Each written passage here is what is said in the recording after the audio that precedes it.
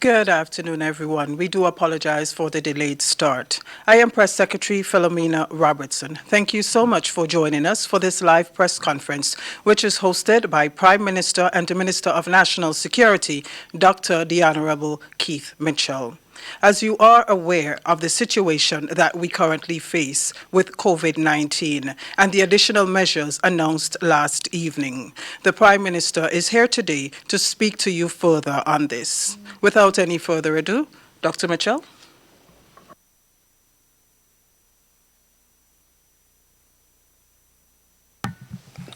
Good afternoon, fellow Grenadians, Caraconians, Peter Martinicans, all.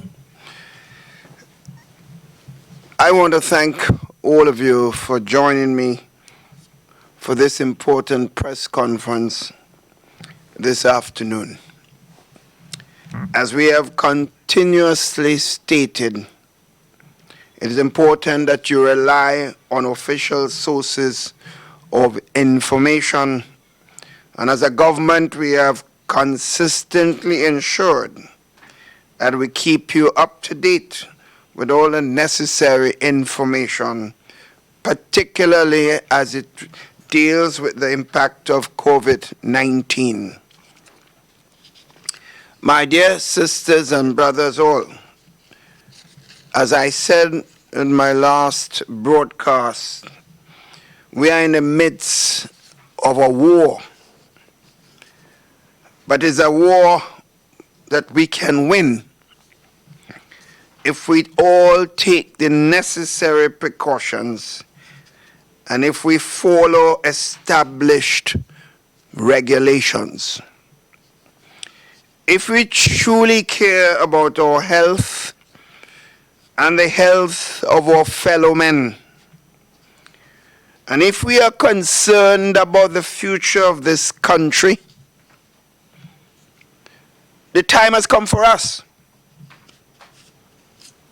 to take personal responsibility to stop the spread of this dreaded virus. In other words, it is we that will determine the success or failure of our undertaking in dealing with this virus. This has been the nucleus of government's message for several weeks. But many of us seem to be oblivious to the very real and present danger facing us, although we are seeing it live around the world, the disasters that are occurring around countries. It has therefore become imperative that we escalate the measures which we have taken to safeguard the citizens of this country. And we do not enjoy doing it at all. As was said by the Minister of Health last evening, effective tonight, March 30th, at 7 p.m., a 7-day curfew will be imposed. It therefore means that all persons, and we mean not exceptions, all persons are to remain confined to their homes, inclusive of yard space. The exceptions, of course, are given in the regulations. This measure, similar to those announced previously, are intended to eliminate the potential for the community spread of the coronavirus. In other words, my fellow Grenadians, it is to protect you and me, to protect our family, to protect all of us. These measures are about public health and public safety. And in effect, it's about the protection of the entire society and our future generations. There are few exceptions to this mandatory curfew, and these are outlined in the regulation will be shared with you via of government information service and other media. If you do not have any medical emergency, you should be at your home. If you are not an essential worker, you should be at home. The curfew will be strictly enforced and all citizens are encouraged to comply. The Royal Grenada Police Force will adopt a zero-tolerance policy for breaches and failure to comply, and that will be dealt with to the fullest extent of the law and the protection of all of us. Sisters and brothers, we understand that these are very difficult times. This situation, it is not easy for any of us. But we have to arm ourselves the best way possible to get through this crisis. None of us have been prepared properly for what is taking place. The long and short of this pandemic is that the longer we take to adhere to the advice of the experts and the regulations issued by government, it is the longer we will be in this situation. And as you know, fellow Grenadians, as a scientist myself, I believe in science. Those who do not want to believe in science, I feel sorry for them. All borders have already been closed to incoming passengers. Therefore, we must do everything possible to contain any potential spread of this disease that is already present in our communities. The health experts continue to work on a contact tracing so that we can contain any possible spread. But this is not a battle to be fought by a select group of persons. All of us must fight it together, from captain down to cook. It requires us all to be in this battle so that Grenada can win this war on COVID-19. The current situation is not merely a health crisis, but it is one with significant economic implications across all levels of the society. Business persons, workers, those who are already vulnerable, even the coffers of government are impacted by this crisis.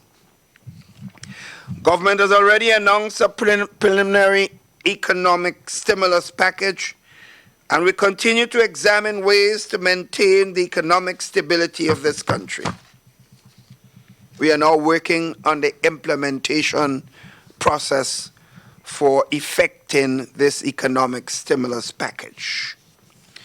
In addition to the measures announced locally, there are some external sources of funding which we are tapping into to help us through this important crisis. Some of these have already been announced and we will continue to update you as these are finalized. Some of us, including myself, have to be working night and day, not just on what we have seen locally, but also in touch with international and regional financial and other institutions to get the support necessary to confront this important issue that we face. I assure you, therefore, sisters and brothers, that we continue to lead from the front.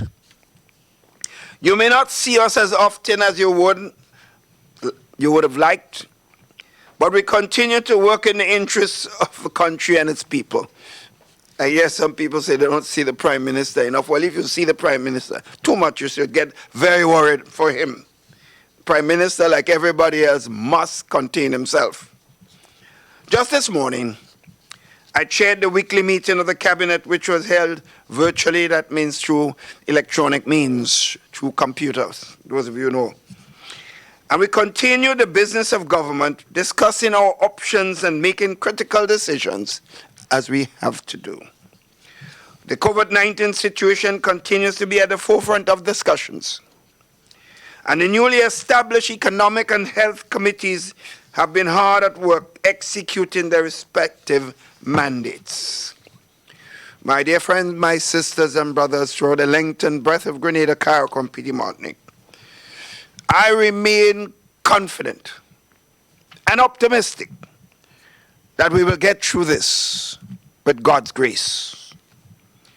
We can beat COVID-19, but it requires a collective effort. The question is, are each of us prepared to fight for ourselves and for our families and for our country? This is an important question. Each and every one of us must play our part in stemming the spread of this dreaded disease in our country. It is possible.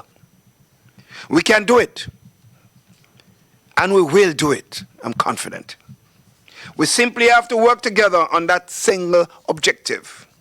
I'm sure that those of you journalists who are present here ask your questions today. I look forward to those questions and the answers that I will be giving to those in the best way possible. Of course, with me here on this important press initiative is the Minister of Health, who has been at the center of activities leading the fight to confront successfully this dreaded virus. So I want to thank you all and look forward to your questions. Thank you very much, Prime Minister. We have just a couple of journalists in the room because we do have to observe the social distancing protocols. So I now invite those present to identify yourself and your media house, and you may pose your question to the Prime Minister. As he has indicated, and as you can see, the Honorable Health Minister is here as well. So if you have any health-specific related questions, you may direct those, if necessary, to the Minister. Pleasant good afternoon, everyone. Mr. Prime Minister, Minister for Health. I want to start, with the Minister for Health, since it is an issue that is basically right now still ongoing. Despite your very strict warnings, your latest announcement for people to not gather and so on, up to today, we've seen large crowds throughout the country. What more can be done and said? You know, that is a very good question, and we have gone the distance to educate people on it. And even if we didn't, all of the cable stations have been doing so for weeks. And as I said in the speech last night, we're seeing the hospitals full. We're seeing what's happening to first world nations. And if we doubt, I am sure many Grenadians are speaking to their families in the US and the UK. But still, there appears to be a nonchalant ignoring of. And maybe I need to describe it differently, that consider the last couple of days, and today particularly, that yes, the supermarkets and gas stations and shops are open. But would you venture out of your house if bombs and bullets were falling and flying? And that is the case right now.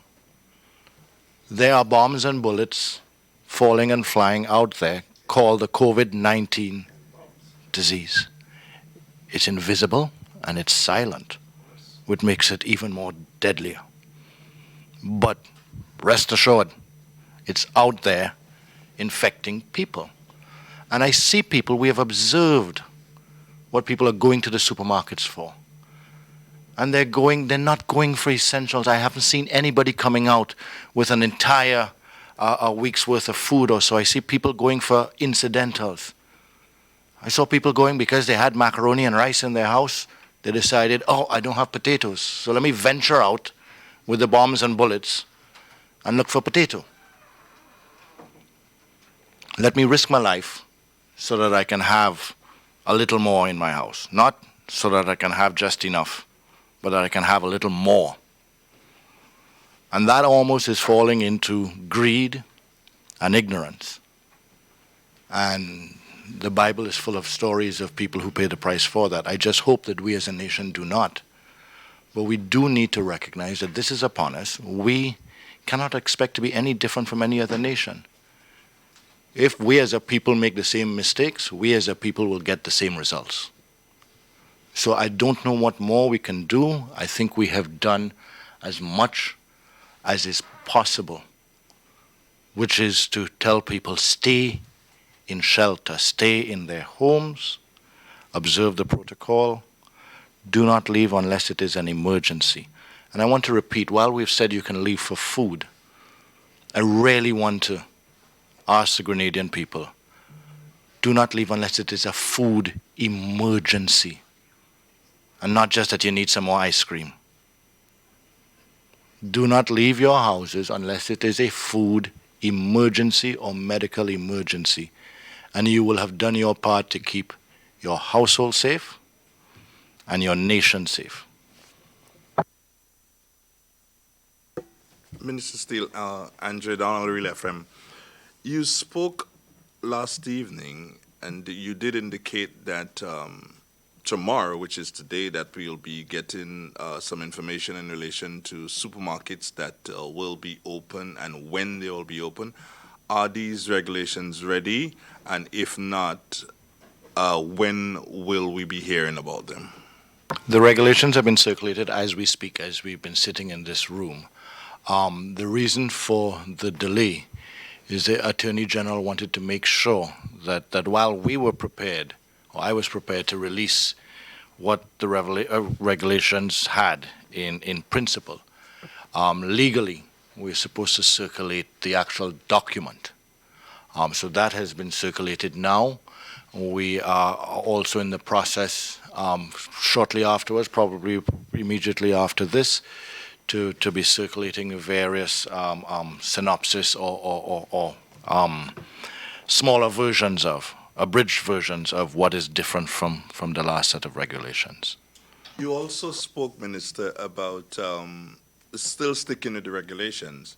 How dynamic is it going to be in relation to village shops?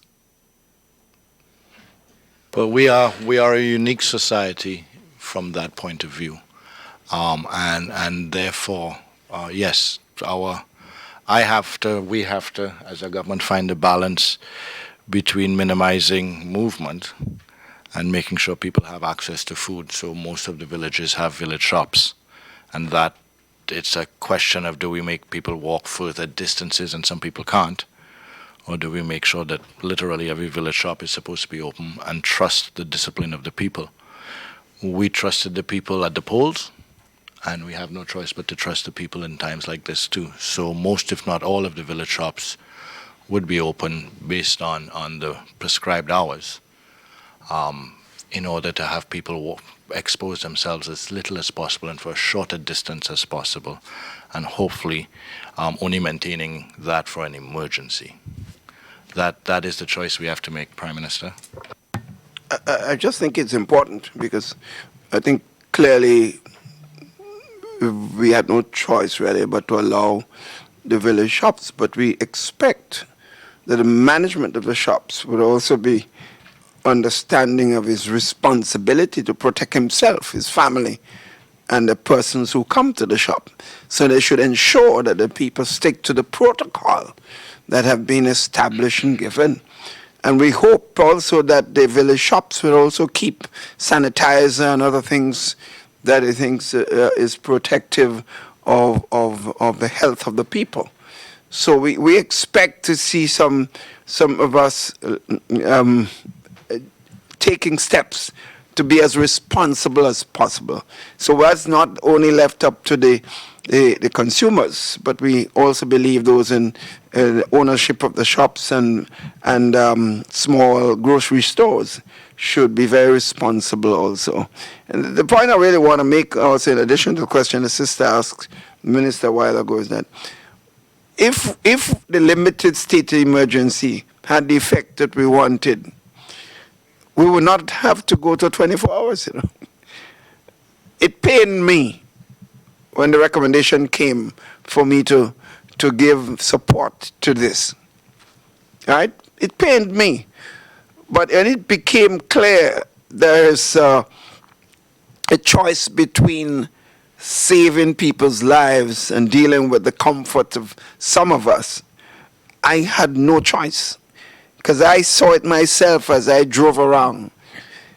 Some people, in particular the younger people, seem to believe that they are invincible. No one is invincible. We've seen the cases in the United States, in Italy, in Spain, all over the world, that young people seem to be getting more and more infection.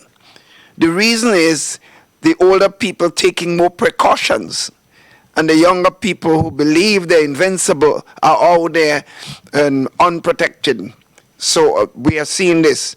And colleague, while the death rate among older persons are higher than younger persons, what people must know, the damage done to your internal system, while you may not die in some cases, in most cases, in the case of young people, it could have severe impact on the quality of life in the future. And therefore, take precautions. This is not a permanent thing. It is for a time. Government is losing a lot of revenue. I don't want to lose revenue because I have a lot of things to do. But I'm prepared, and the government and each of us prepared to make the sacrifice necessary to ensure that we protect lives. So I prefer to have a future living than we have to face the consequences of burying loved ones at this time. As Minister of National Security, Mr. Prime Minister, what can you tell us about the preparedness in terms of having protective equipment in relation to the police force, who is asked to be really and truly at the front line of this, especially at this time? The police has some equipment, but certainly for what we are facing today, we were never prepared for this. Never prepared for this. If we were prepared, as we should be, probably all of us would be carrying face masks as we walk in here this afternoon. But we're not.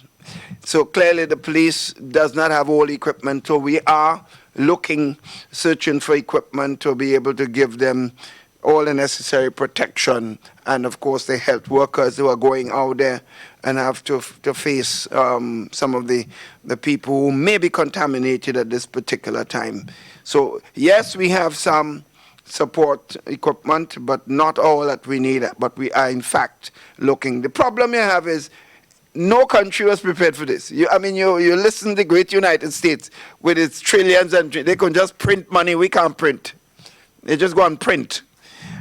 And yet, they have the army that they could call upon to make all the equipment and support. Yet the people are dying without the service because no one was prepared for this. Not one. And therefore, we would be even a worse situation. Even things that we're trying to acquire because of the lines for the service, for the manufacturers, we find ourselves at the end of the line. So it is a problem. And that's one reason why the first priority each of us must protect ourselves. And do it a little discomfort. I mean, it's difficult being home for some of us that are not used to being home and sometimes having to watch TV longer than hours than we normally. But that's the nature. We have to learn to discipline ourselves and to do what we have to do in times of where we're required to do so. Mr. Prime Minister, on the list of essential workers, of course, I don't remember seeing anything in relation to farmers, and understanding that a lot of them have a lot of produce, and the Marketing and National Importing Board would have put out a notice saying that, hey, farmers, you can sell to us because we understand you have perishable goods. What are we going to do as a nation in relation to dealing with the surplus? Well, dealing what they have in the field, yes, and of course, farmers dealing with their animals. Yeah, here's the problem.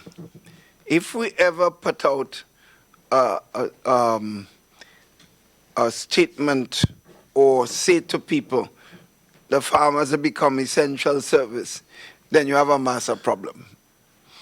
What we have said is that with the limited list that we've had, if someone is in a situation to provide a service, to have something which is of valuable to our present situation, they contact the COVID-19 committee, and they will make the decisions to be able to deal with that specific situation.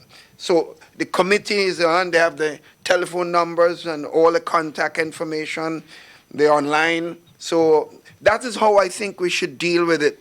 But if we allow everyone to go out and attend to his goat or his cow, as one asked me this morning, the fishermen want to go out, can we allow the fishermen to declare them as essential service? I said, could you imagine if we made that announcement and every fisherman pull up his boat and go off and all over the place, and you could see the problem that will create. So we just have to, it is a painful time. It is a very painful, there is no easy solution. Some people have been advocating close down the whole country, you know. No, and 3-4 weeks ago, close down the whole country. Yeah, we could have, you know. What about people? You see, some of us are not responsible, you know. We have no accountability to give. So I could say anything, especially if I'm in opposition, the easiest thing to run my mouth. But to take responsible position, which is what you expect a responsible opposition person. In this time, there should be no politics. No politics at all.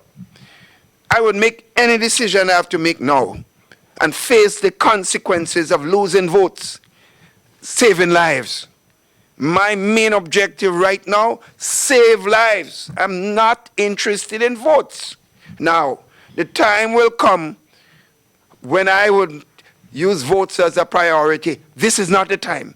And I hope and pray that every single Grenadian, Karakunian, Piti Martinican, understand this is a time of absolute unity, no division whatsoever. Because as I saw this morning on television, it is not, you know, in America they define it as red state and blue state.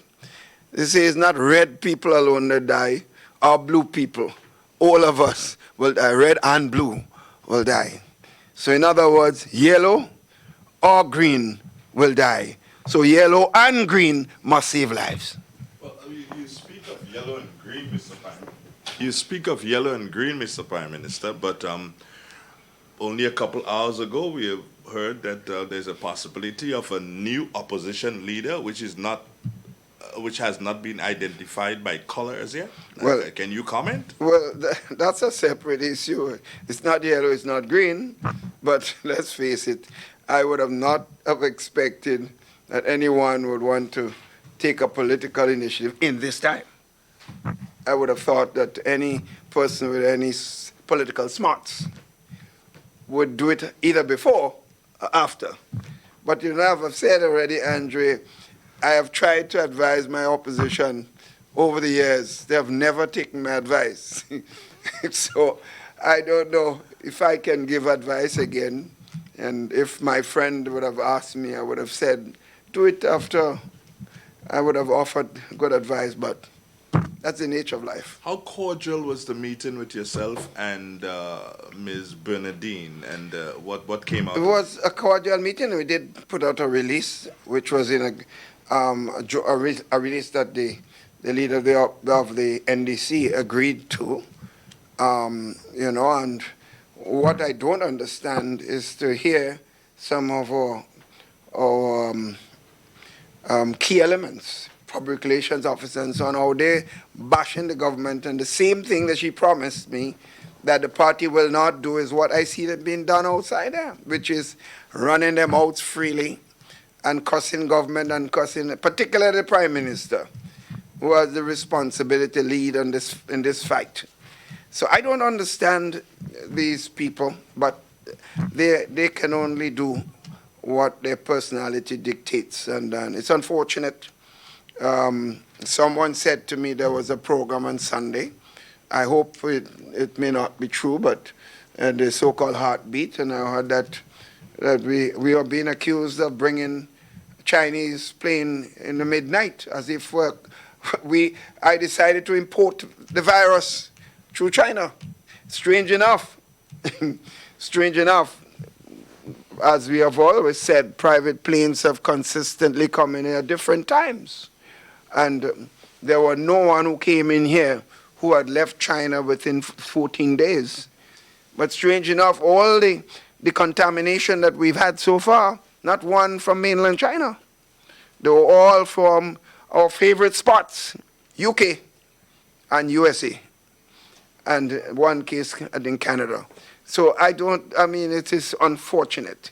But as I said, I wish, I hope and pray, and I call again that every Grenadian, every Caracunian, every Petit Martinican, let us join hands to confront this dreaded disease. Let me just quickly say that the one case from Canada that the Prime Minister is referring to is somebody who lives in Canada but came through New York. So it hasn't changed any of the information. There is not a case that we're hiding. The person is resident in Canada but was in New York first before coming to Grenada. Good afternoon, Rachel Bain, MTV, Mr. Prime Minister. Yes. As Minister for National Security, what measures will be put in place to ensure that people stay inside? Well, the police has been aggressive. We have given them all the necessary support. They've asked for additional vehicles and to be able to do their work and to police many other spots around the country. And so far, I've been getting reports. They have closed down a number of areas that people will be circulating together. And they just have to continue doing their work. In some cases, maybe they have to arrest individuals because the law is there. It is very clear that the law is clear by breaking what the penalties are like. So it's part of any. So the thing about it, Rachel, is that, what we see in here is not just a Grenadian phenomenon. We've seen it. All my colleagues around the Caribbean are complaining about their citizens. And you've seen it not just in the Caribbean, around the world. I saw cases where in a certain country, a guy's out there with a whip, beating people as they come out of a mosque. So that is telling you that, wherever you go, there are elements of that do not listen to things that in fact are responsible for saving their own lives. It's amazing. You're telling a man or a woman, this is what could happen to you. They're watching it on TV. Yes, they're still doing things that can cause them. Next thing you have them lying in a bed, and it becomes your problem and the state's problems. Okay, Minister Steele, can I have an update on patient 0, please? Patient 0 remains stable. Patient 0 was admitted a couple of days ago.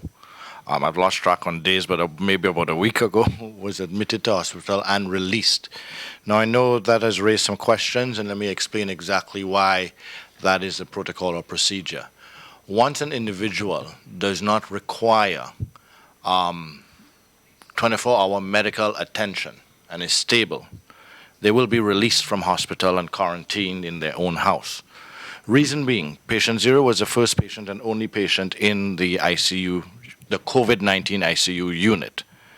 Once patient 0 remains there in stable condition, we start burning through or continue to burn through PPEs. We have to have our nurses there 24 hours a day to monitor somebody who is in stable condition and could be home.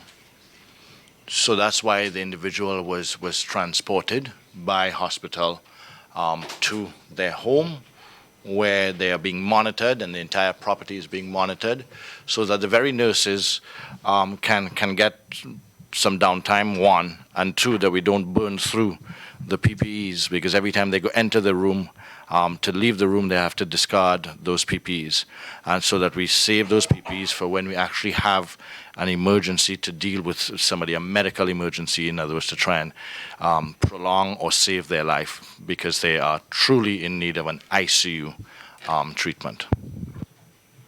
Okay, Mr. Prime Minister, are there any platform or avenues where a person can report any issues against police, such as abuse of power?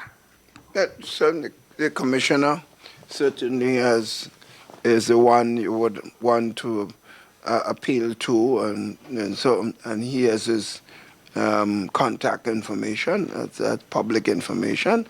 And certainly as Minister of National Security, they can certainly send information to the Ministry of National Security, and I would certainly get it.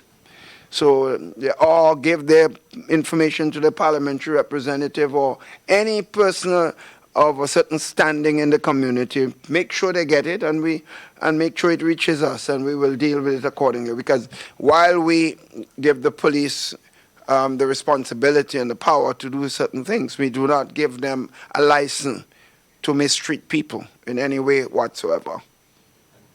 With your permission, if I can add to that too, is that that's one of the reasons that the courts have remained open or accessible. So in other words, the courthouse isn't open, but the courts are accessible. And also the AG is moving now to set up a tribunal, because under a state of emergency, limited or not, there is a mechanism for a tribunal as an additional source for individuals. And I know I've been speaking to the chief of police on a regular basis, and he has been monitoring as well that to make sure. Minister Steele, you spoke of patient zero and others being monitored. Qualify that statement.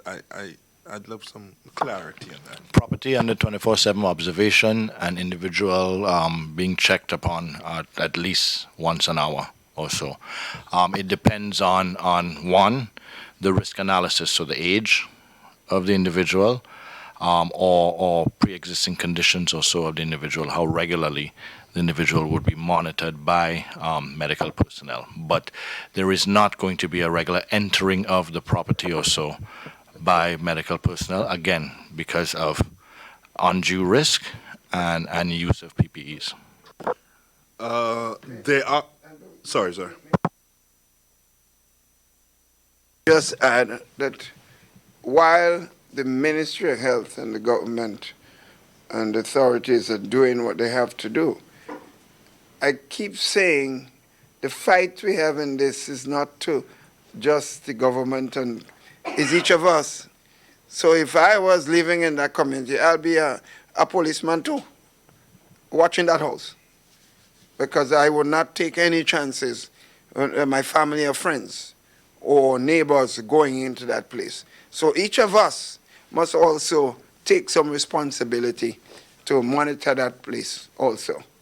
But Prime Minister, how can we monitor that which we do not know? I think it's well known. I think no, it was not. But Patients is well known. this is a small country. The people of the But communities can you know. officially tell us, Minister? No, I can't breach the HIPAA laws. But if people find out on their own, that's their But initiative. is it okay then, Minister Steele, is it okay then for these persons to be in the yard, in the veranda, in their home? Is that an okay practice, Sure. or do they have to be inside? Someone, Andrea, as we have said, the safest thing is to practice the social distancing. And the reason that we say that is that if there was somebody in the community now that was infected by COVID-19 and we all maintain the social distancing and the protocols, we could most likely be reducing our risk to almost zero of getting infected. Once we keep our distance from somebody and maintain the protocol with hands, eyes, nose, face, etc., then we've reduced our risk to almost zero. So these individuals, if they're healthy enough, I'm sure need to maintain a certain amount of mental health as well, because it's going to be traumatic for them as well. So yeah, they can move around their house. They're not going to leave the property. And we're going to make sure that nobody goes there, but it's putting undue pressure on the country. Because, for instance, let me put it out to the nation now. Any of the individuals who are in those lines, crowded for the supermarkets or gas stations or banks or so today, can you tell me who you were standing next to and where that person lives? That if perchance tomorrow I announce that somebody was in the bank that you were in or in the supermarket that you were in, do you know if that was the person that you were standing next to too close? And that's the way we need to think about it. And then there's some people, I'm sure, that have done supermarket, bank, and gas station, and pharmacy, and as much as they could do today, although they've been doing it for the past couple of days. So if we announced last week that somebody last week was positive and was in this bank and this supermarket, and so can you tell me, if you were there, who you stood next to, whether you would know whether you were next to that person? That's the kind of thing we need to be thinking about. Once you practice the social distancing, you're removing your risk. And once you keep yourself, and I'm stressing in between, you know I want to use an adjective in between there, once you keep yourself at home, you are going to be bringing that risk down to zero. A lot of times we talk only about those who are doing things that we don't wish them to do, but I took the opportunity sometimes just drive around the country in an unmarked vehicle. And I was amazed that in some part you meet 3 or 4 young men on the block, but you see them 6 or 8 feet apart. Some were obviously doing exactly what we tell them to do, all right? But on the other hand, you pass some other areas where they all bundle up together as if they're in a party. So we need to just realize everyone must do it. Although most might be doing it, it just takes a few to infect a lot of people. Mr. Prime Minister, manufacturers who may want to do different things to assist the health sector. You may have someone wanting to make hand sanitizer to donate some to the health sector. Are they considered to be essential workers? I don't know that we could consider them to be essential workers, but we did say that if there are people that can provide a service that is useful in this time that we're talking about, then the COVID committee is the right place to inquire and to provide information, and they will make a determination what's best and how it can be done. Okay, Minister, still coming back to you. Someone just sent me a question. A quick question. Can you break down, can you say, without naming villages, can you say which parishes are most affected by this? I think what we need to recognize on that is the realities of Grenada. It's convenient when you're in the U.S. to say New York. It's convenient when you're in Italy because of the size of Italy to say the north or to name the villages. But let's be realistic here. Sharing that information is going to give certain people a sense of panic and then others a false sense of security. Our daily movements island-wide and the size of our island, 122 square miles, it matters not which village. Once it's here, it's here. Mr. Prime Minister. That's significant, as the Minister pointed out, the size. Because in a given day, an infected person would have traversed the entire country. And that happens, that did happen.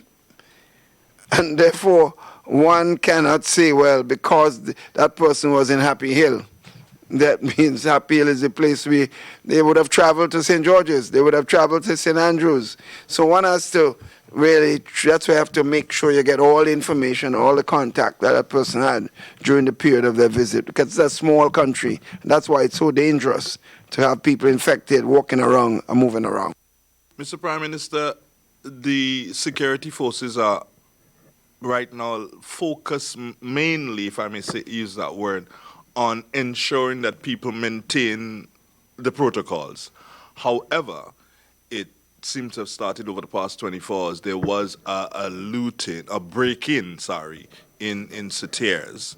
How do you think, where is the security forces now in relation to preventing things like that from happening, having to focus on what is more of a health issue? Well, it just means the job becomes harder to do multiple sets of things at a given time.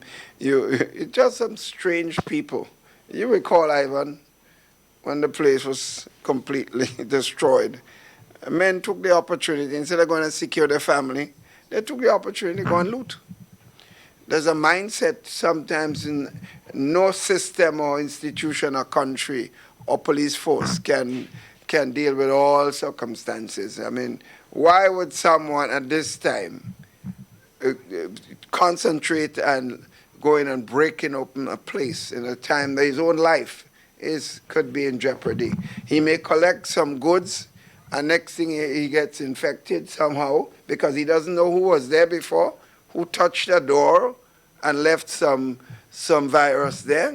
So you see, the mindset, I don't know how you control that sort of individual. People are just not conscious enough. So you gain some material and then you get sick, you have to spend even far more than what you gain on trying to get healed. Mr. Prime Minister, delving into your stimulus package, I just want to know, what is the status with the Grenlec 30% promise drop in fees? How's that discussion been going? As you know, we are working through the discussion with Grenlec, the minister and his team, and we have to meet the responsibility for the decision of the court. So what we have committed will in fact be implemented.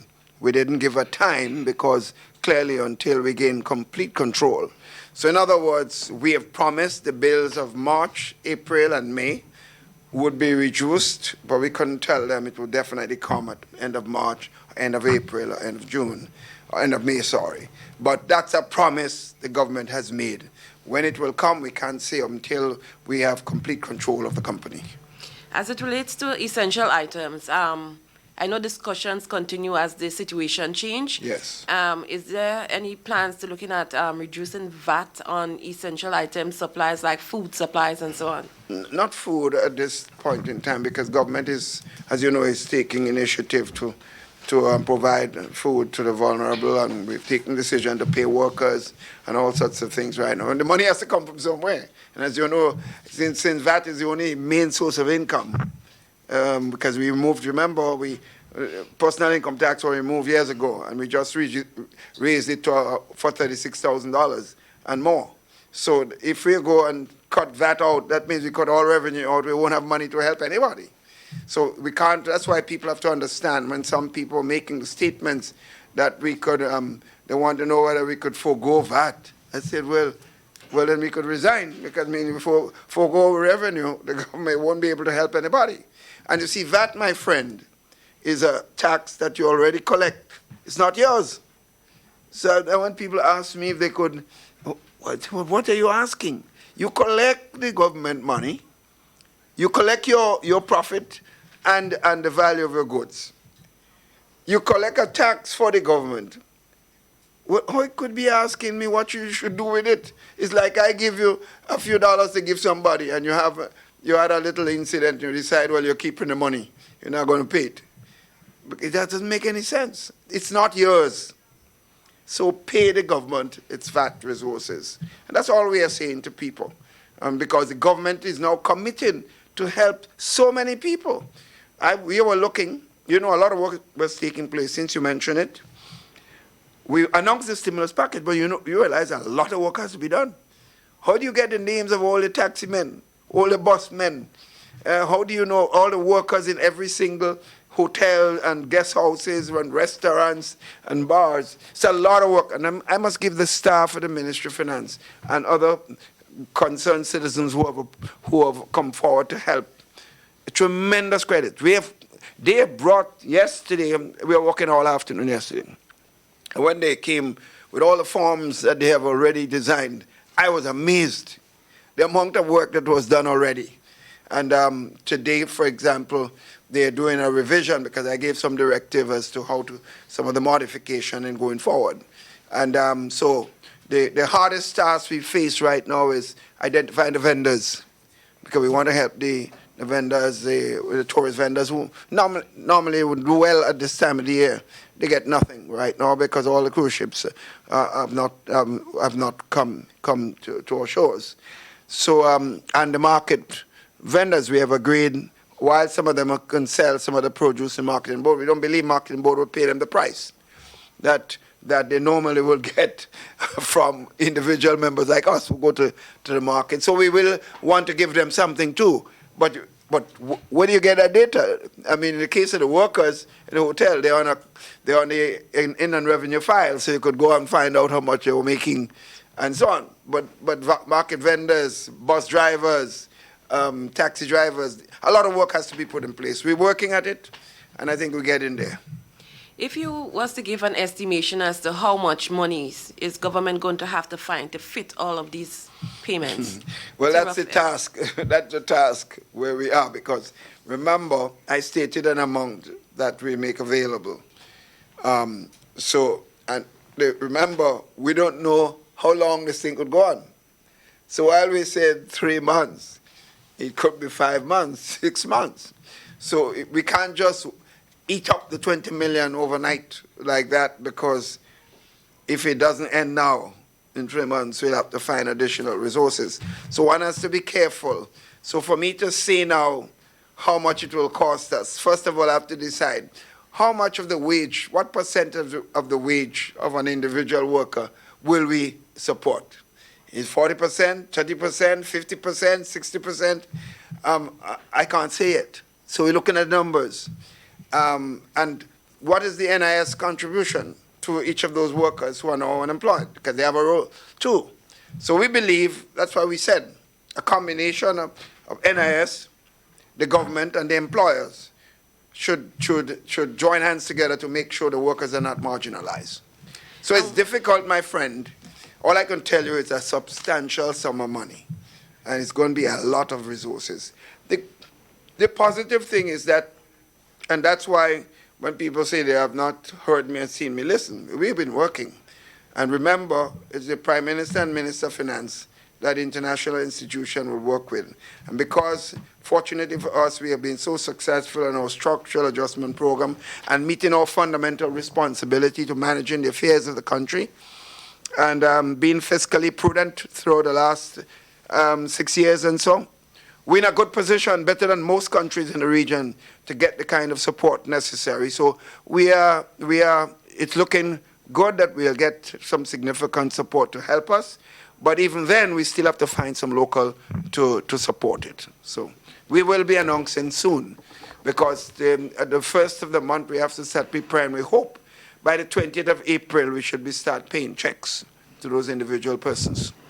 Okay, so Mr. Prime Minister, in terms of Carriacou and Petit Martinique, totally cut off from trade with no boats allowed to travel to Grenada, what provision is being made to ensure supplies are available to these two islands? Okay, you want to comment on this? You know, Carriacou and Petit Martinique, we've been interacting with regularly, and yes, that is one of the concerns. They're cut off by the sea with respect to also medical attention. So part of our team has direct representation from Carriacou and Petit Martinique, and I speak to Minister Stewart, Matthew Stewart, at least once a day on some of the various issues. There is going to have to be some sort of accommodation in the next couple of days or a week or so to restock Carriacou in the same way that we've made adjustments for distributors to restock the shops and groceries here. And also, for instance, this special accommodation, while we've said no inter-island travel, we do recognize the interdependency between Carriacou and Petit Martinique. So that in itself is allowed, while we're trying not to have Grenada Carriacou. It's not to make people suffer, it's to protect Carriacou. That should this break out completely in Grenada, my true hope is that those who may be complaining or concerned now in Carriacou about getting access to food would be extremely grateful that we had cut them off, so that it's not widespread infection in Carriacou as well. So that's the balance that we have to find. Every single one of the exceptions that we have to make creates a source of possible infection. It's interesting you ask this question, because the two things I've heard from Carriacou at this point, and they have a problem on water, or the desal plant being down, which has to be dealt with. And the Minister of Public Utilities, they're working on that. But you know, they haven't talked about food. What they say is, you all don't bring up all your infection up in Carriacou. That's the main concern. Grenadians keep you thing down there. So they're more concerned, which is, to me, it should be fundamental. They are more concerned about not having any infection up there. Yeah, Which is interesting. and the border to the Yeah. north. They're more concerned about their border Yes. to the north of St. Vincent or so than anything else, and also their questions have been based on medical response and medical ability, and as we have said, there are quarantine facilities identified in Karakou, but should somebody be COVID-19 positive in Karakou, the arrangement is made to transport them to the general hospital here. Questions have been asked as to why can't we send a ventilator up to Karakou? Yes, we can. We have enough now on island. But the ventilator needs a specialist to intubate, in other words, to shove the tube down. And that is what is of limited resource. That's why we also got the Cubans to come in as well. And we're most grateful to the government and people of Cuba for being able to send at a time when everybody else in the world, and Cuba also should be saying, let me make sure I have enough doctors and keep my doctors. Cuba is able to send their doctors to other hotspots and also to countries like us to say, hey, let me help you, my brother, that they are truly our brother's keeper. So I'm grateful to them for that as well, and they have assisted significantly. And we have asked for more doctors and nurses. And it is my expectation that once we get those doctors and nurses here in time, that we would be able to have a doctor up in Karakou that would be able to intubate and therefore be able to send a ventilator up there. The challenge right now is that there's a willingness on the part of the Cubans, but logistics. There are no possible flight routes, so we have to look and see how we can coordinate with the other islands, and so to charter a flight if possible to bring more doctors in, and similarly with supplies. The very same China that certain individuals in Grenada scorned is our source now of PPEs and other things like that. And right now, I would love to be able to get that plane that they criticized to come to Grenada now to bring supplies. Okay, so Mr. Prime Minister, will there be further considerations to curfew if the objective is not met?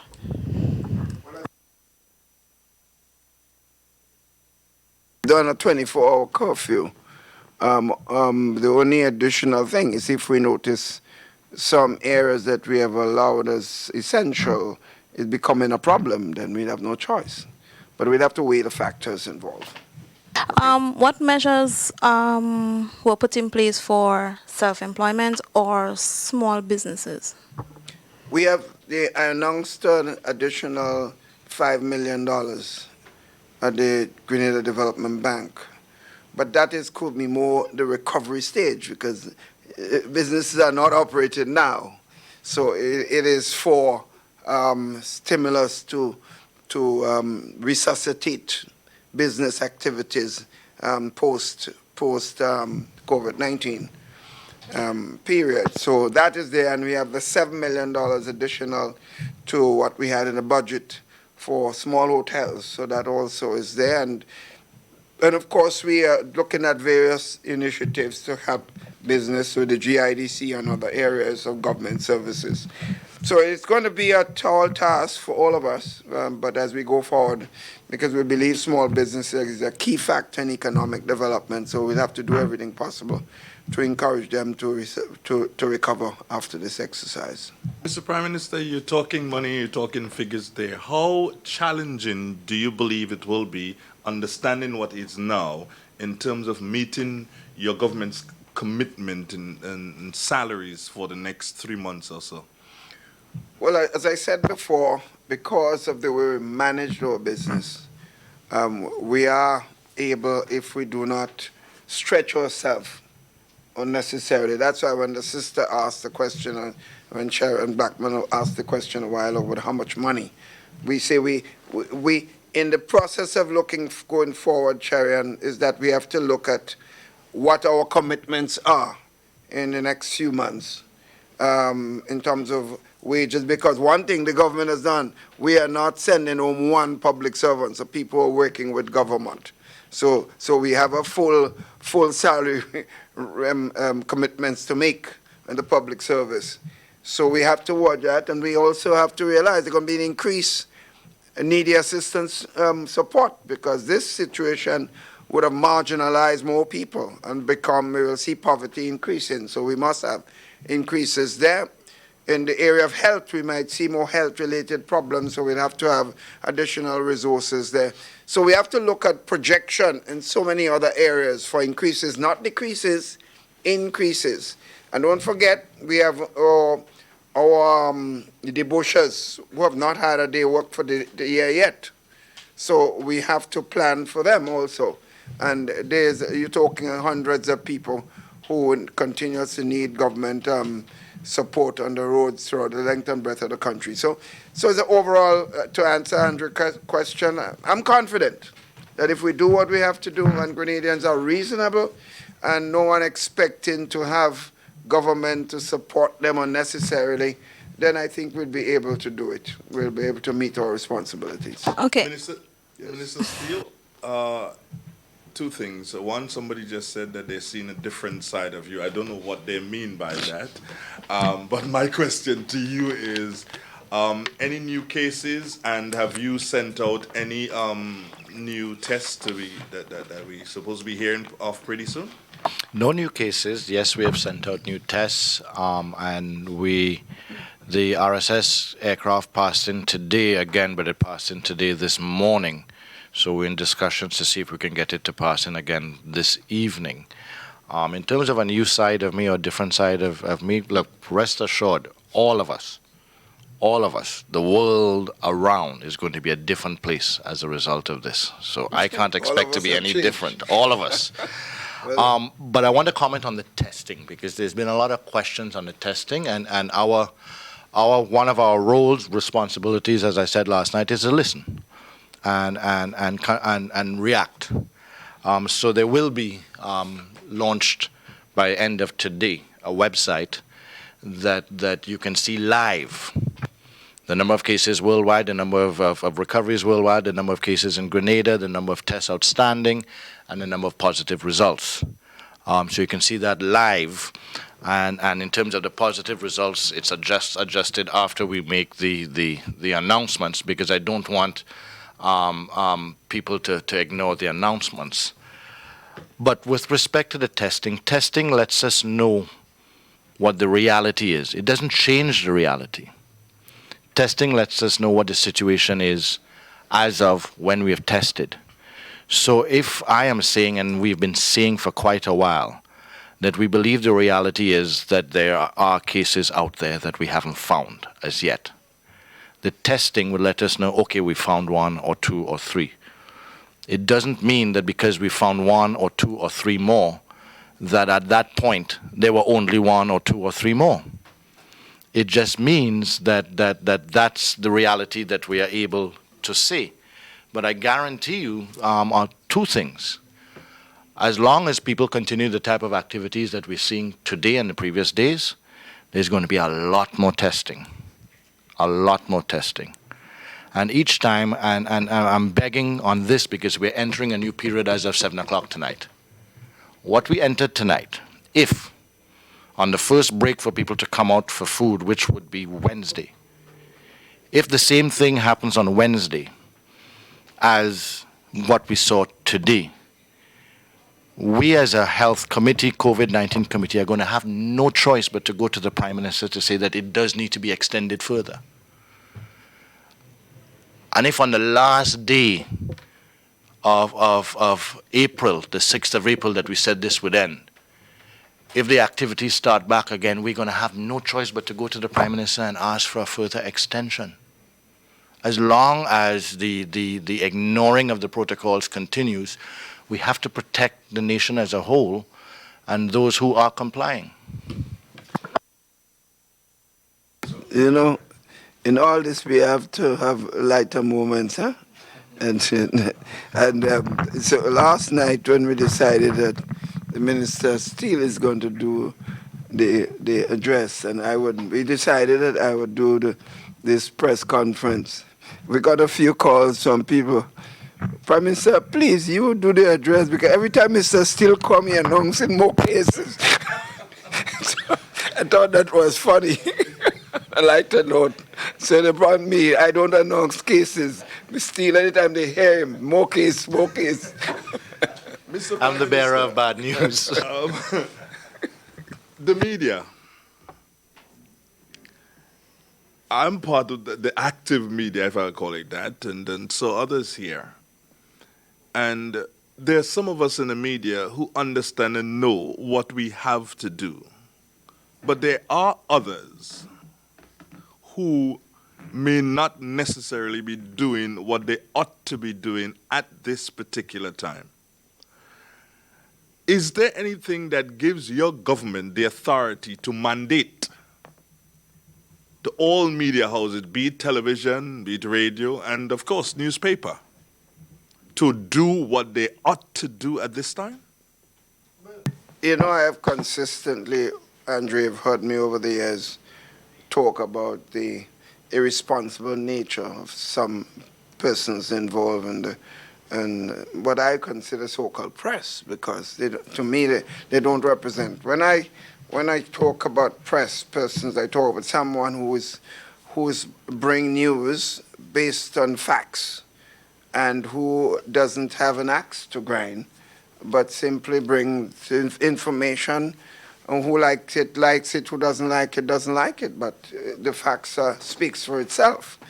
But when one twists every issue against an individual or group of persons, I think you've reduced yourself to a non-person in the media, because you are propagandists, you are someone with an agenda, and to me, you're not effective. And when you bring news that is slanted against a group or individuals all the time, then you lose credibility, because it is clear that you are not bringing news, you are just trying to hurt an individual or group.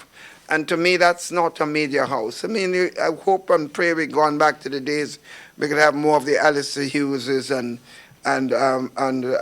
Leslie Pear and people. And you have some young, responsible members of the media, and hope and pray that, unfortunately, they need as much support and training as possible to become the kind of news person I think that I believe many of them would like to be. So it's unfortunate. But I always say, Andre, this to members of the press who have done, for example, against me, 25 years of attack, and I keep winning elections. I say to them, I mean, aren't you tired? You know, if you're doing something against an individual every day and they keep beating you, then why aren't you looking at another approach to do it? But I don't know. There's a certain media person, whenever they see me, they run. And I know that politicians usually run from media people. I don't know media people who run from politicians. But so guys, Yes, PM, you can give a concluding statement. Just want to thank you all for this. I think we, as I said before, we are in this thing together. I want to take this opportunity to compliment Minister Steele and the COVID-19 committee. His John Charles and the PS in the Ministry of Health, and all the staff in the Ministry of Health, the nurses and the doctors who are exposing themselves in this crucial time. And of course, Dr. George Mitchell, who's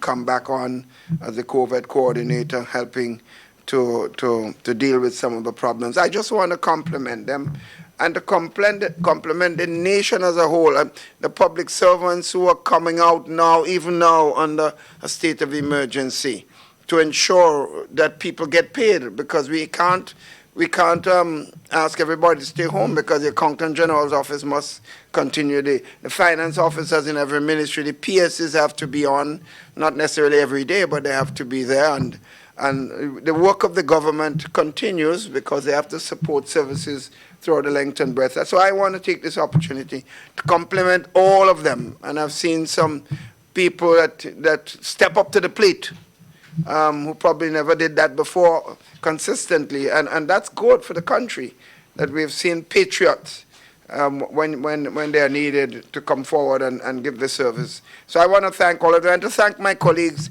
ministers of government. I mean, some of them, because of where we are not able to meet physically, and some are complaining that they feel a little left out. And I understand it. It's, as I told them this morning, this is a tough time. None of us bargained for this. I can't say that I've been perfect in this or gone the best I could be, because I never prepared for this. I was never, and I'm 30-something years in government. And if I was never prepared, I could imagine what a young politician going through at this particular time. It's probably the worst time to be a parliamentary representative as far as I see it. But maybe it's a noble time in another way, in the sense that it shows us what service is all about, what commitment is all about, what love is all about, what care is all about. So I want to thank everybody for this important time. I look forward to continue to share with you on a more regular basis. Hopefully, we won't have this thing continue too long, so that we can go back to business as usual. But I cannot speak like others in the international community that predict that it will the end of I can't. Thank you, guys. Thank you very much, Prime Minister, for being present with us here this afternoon for this live press conference, and for bringing us the consistent supply of information from government. Minister Steele, thank you so much for your presence here as well, and for the information that you shared. I am Press Secretary Philomena Robertson. Grenadians, let us all continue to do what we are supposed to do as we go through this crisis. Social distancing ought to be the key words. And remember to please comply with the regulations that have been instituted. Thank you. Okay.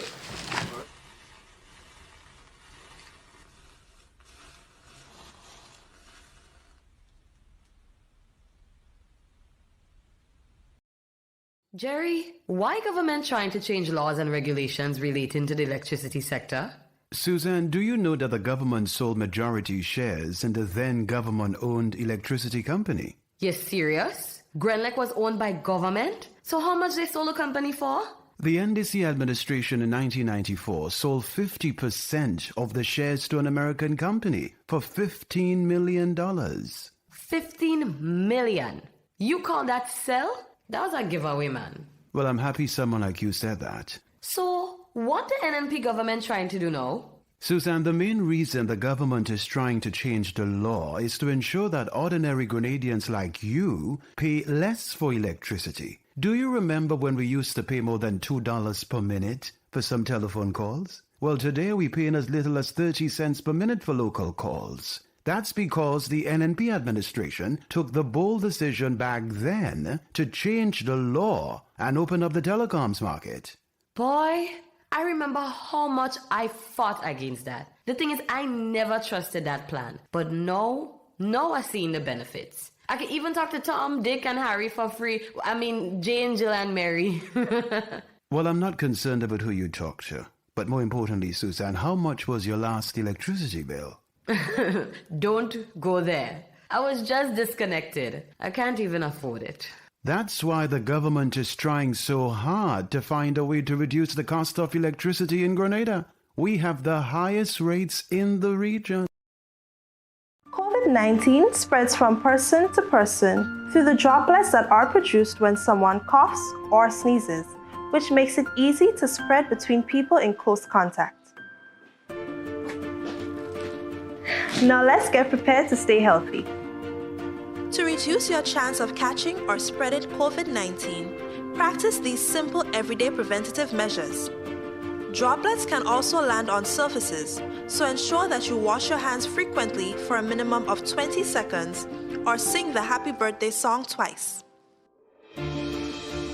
Avoid touching your face, especially your eyes, nose, and mouth.